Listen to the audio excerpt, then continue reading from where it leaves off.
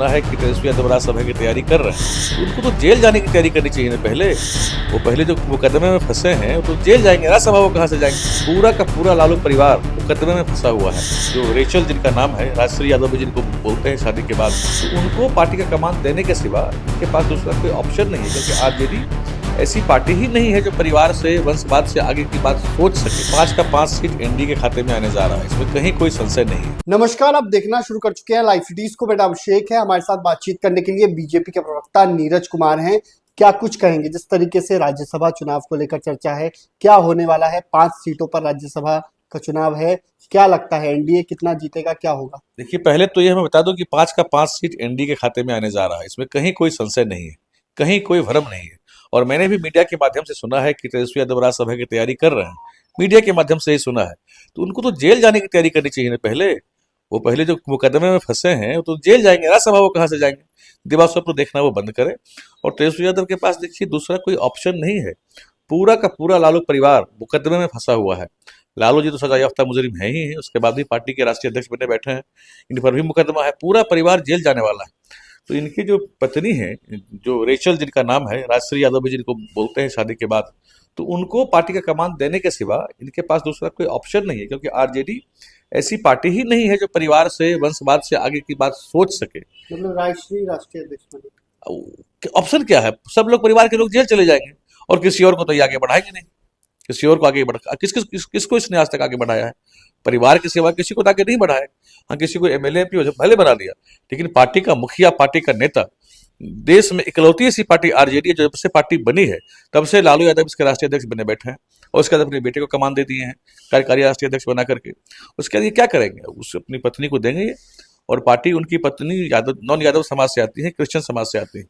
तो बिहार के यादव कितना उनको स्वीकार करेंगे, यह भी तेजस्वी यादव को सोचना चाहिए। मैं तो सलाह देता हूं उनको कि सोचना चाहिए कितना उनको स्वीकार करेंगे इस तरह का कोई निर्णय अगर वो लेते हैं तो। और लेकिन उनके पास इस निर्णय के अलावा कोई दूसरा ऑप्शन नहीं है, क्योंकि तय मानिए लालू परिवार वंशवाद, परिवारवाद से आगे की बात सोच ही नहीं सकता है।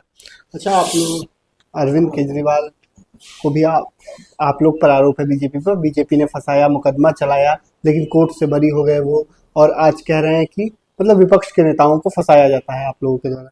बिल्कुल नहीं फंसाया जाता है। कोर्ट और कानून अपनी गति से अपना काम करता है। कई बीजेपी नेताओं पर भी आरोप लगे हैं, कई बीजेपी नेताओं भी उन पर आरोप लगे, बाद में बरी हुए, सजा भी हुआ।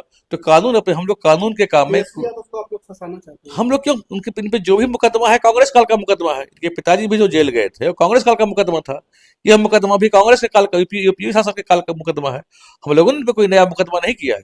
इनके ऊपर अपने पाप का, भ्रष्टाचार का इतना बड़ा बैगेज है कि उसको ये पूरा परिवार वहन सहन नहीं कर पा रहा है, वहन नहीं कर पाएगा, सहन नहीं कर पाएगा। इतना भ्रष्टाचार से अकूत संपत्ति उन्होंने इकट्ठा किया है। पटना में बताइए कितना, एक 48-49 एकड़ पटना में जमीन बना है। महुआबाग की जमीन कहाँ कहाँ इन लोगों ने किया है। तो इन लोगों ने सिर्फ और सिर्फ बिहार को लूटने का काम किया है, और इसलिए बिहार की जनता ने इनको आईना दिखाया इस चुनाव में। अच्छा, परिवार में भी सब कुछ ठीक नहीं है, रोहिणी अलग। बताइए ना, परिवार में तो सब भाई बहन आपस में लड़ ही रहे हैं ना। भाई को उन्होंने पार्टी से पहले धक्के मारकर निकलवा दिया, बहन रोहिणी को घर से निकाला, बहन रोहिणी रो रो कर वहां से निकली। और रोहिणी ने तो बहुत तरह का आरोप लगाया, तेजस्वी बहुत तरह का आरोप लगा रहे हैं, मीसा भारती अलग नाराज रहती है। तो मैं तो कहूंगा कि लालू यादव जी, आप अपनी पार्टी को अपने रहते 4 हिस्सों में बांट दीजिए। RJD T1 for Tejashwi Yadav, RJD T2 for Tej Pratap Yadav, RJD R for Rohini, RJD M for Misa. नहीं तो ये लोग आपकी राजनीतिक विरासत को भी समाप्त कर देंगे, ध्वस्त कर देंगे। आपकी पारिवारिक विरासत को तो ये लोग ध्वस्त कर ही रहे हैं, राजनीतिक विरासत को भी ध्वस्त कर देंगे। तो बड़ी बात कही है। आपको बता दें कि तेजस्वी यादव जेल जाएंगे और राजश्री यादव कमान संभालेंगी। मतलब आरजेडी की नई कमान राजश्री यादव संभालेंगी, क्योंकि कोई ऑप्शन नहीं है। ये बातें बीजेपी के प्रवक्ता नीरज कुमार ने कही है। बड़ी बात कहते हुए नजर आए हैं। अब देखना होगा आगे क्या कुछ होगा। फिलहाल बने रहिए लाइव सिटीज के साथ। हमारे यूट्यूब चैनल को सब्सक्राइब करिए। धन्यवाद।